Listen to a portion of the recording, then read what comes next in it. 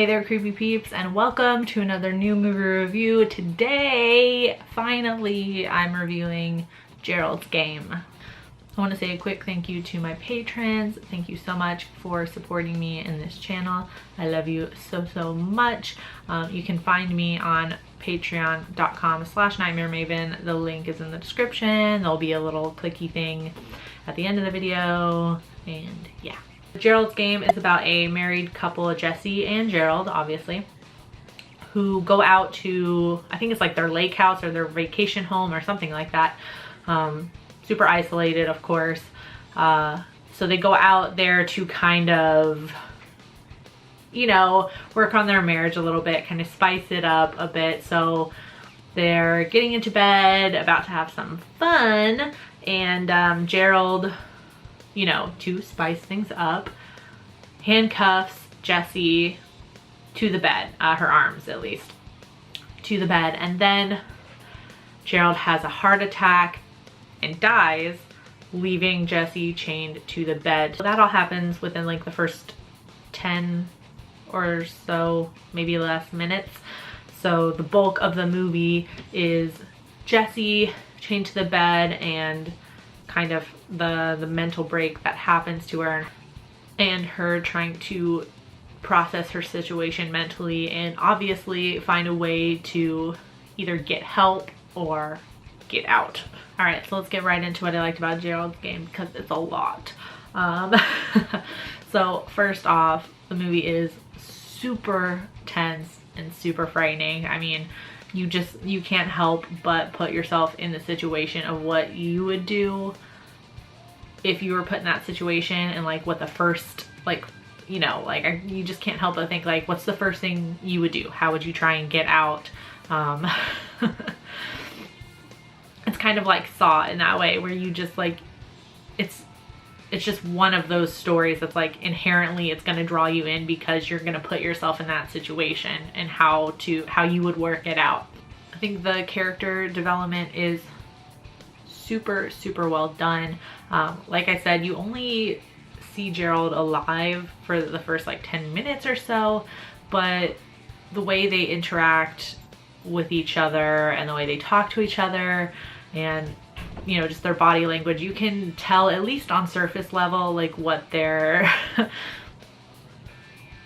what their relationship is all about. Of course, when it comes to Stephen King, there's always something deeper, but you know, like at face value, you kind of understand their relationship and their dynamic at least a little bit. Also loved how they visually represented Jesse's mind kind of you know, fracturing, and how she's like dealing with the situation mentally, because obviously, at least from what I understand from the book, this is one of the King novels that I haven't read, from what I understand, it's a lot like Gerald dies pretty much as quickly as he does in the movie. Like he's only in there for a couple of pages, and then so the bulk of the book takes place in Jesse's mind, and in the book it's a lot very like stream of consciousness, obviously, you know, maybe not very coherent at times because it's taking place in somebody's brain. I like how they represented that in the film. So Jesse's kind of like talking to a version of herself that's, you know, like kind of walking around the room and interacting with her and working things out with her. Like you can tell that's kind of like her way of working things out in her head, like remember that there's a glass of water on the shelf above you, remember when Gerald put that up there, stuff like that. Like, and then there's like kind of an alternate version of Gerald, you know, walking around the room talking to her, and kind of, I feel like he kind of represented her remembering their relationship and what went wrong and things like that, like her trying to process that, because like not only does she need to worry about herself surviving and getting out, but she's also processing that her husband is now dead. The only thing I didn't like about Gerald's Game, and this is totally a nitpicky thing, I just wanted her to try at least one time to kick those banisters. Like that's the first thing that came into my mind when when Gerald dies and she's like trying to like pull and everything like that, the first thing I thought was like, I feel like she could have just like twisted her body and at least tried to like kick the banister like loose or free or something like that, or like splintered it or something like that. I don't know.